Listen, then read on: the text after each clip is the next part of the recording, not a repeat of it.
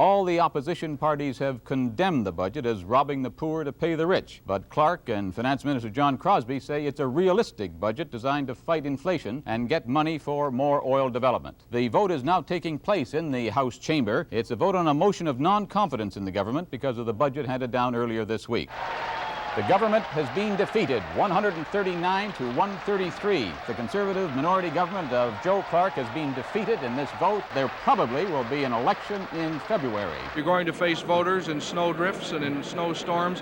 What do you think the reaction of the people is going to be? The reaction is going to be disgust that we weren't allowed, with our plurality, to try to govern this country for a year or two before another election. There's going to be revulsion at the avidity for power, at the lust for power displayed by the Liberal opposition. Disgusting. We do think that this budget is completely unacceptable to the Canadian public. The only people happy were the brokers on Bay Street, and the people unhappy were the taxi drivers. So we're elected by the people, and it was evident that the priorities were wrong. Mr. Ray, it was your motion proposed by your party which brought down this government. How are you going to sell the need for an election to Canadians?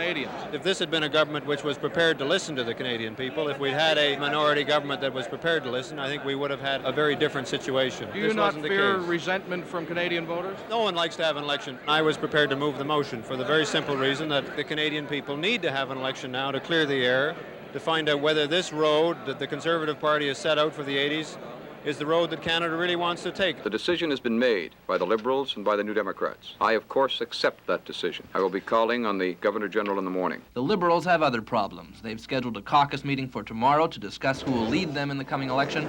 Pierre Trudeau has said he doesn't think it should be him.